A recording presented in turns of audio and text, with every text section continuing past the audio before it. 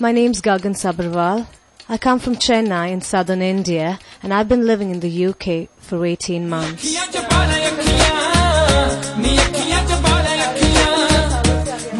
I came to Britain to study journalism.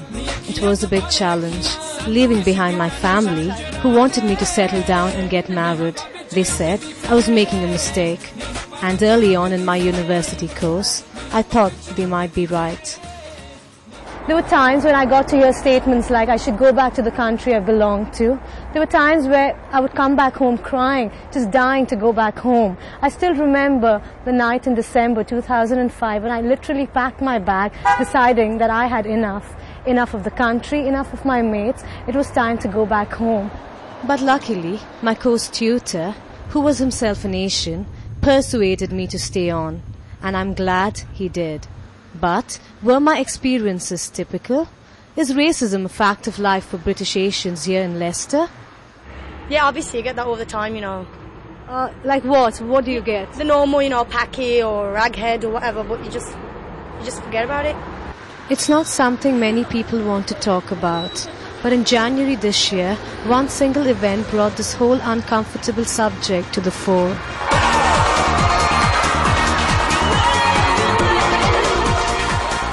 The treatment of Bollywood actress Shilpa Shetty in the Big Brother house got everyone talking, sparking an international row and 36,000 complaints from viewers. जैसे जो behaviour उनको मिला, लेकिन उसके बाद भी उन्होंने अपने जो नेशनैलिटी है, जो इंडियन की, उन्होंने अपने कल्चर को फॉलो किया है, कुछ बुरा नहीं किया. Obviously it was a bit depressing to see what Jade had done with her, because British people around in this country, they ain't like that really. I know that because I've been living in England all my life. Shilpa Shetty still seems to be the hot news in the UK. I still remember watching Shilpa in the Big Brother house.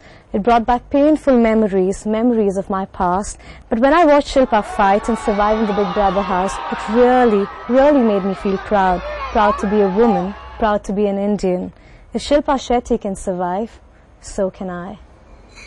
I've come to meet Preeti Mathani and her daughter Shefali. Preeti runs a successful family business selling saris in Leicester. She came to the UK in 1972 as a teenager, when Asian faces were few and far between. When you compare your experiences with Shefali, any kind of changes have you seen in the UK as such? A lot of changes, because there's been a lot of cross-cultural work, so a lot more understanding of each other, a lot more tolerance of the different cultures. There's a lot more improvement to be done, as we saw in the Shilpa Shetty thing. There's still ignorance existing, but it's much better than it was 30 years ago. I like the fact that I have both sides. I keep my culture, my religion, but at the same time that I'm here, I have all the opportunities.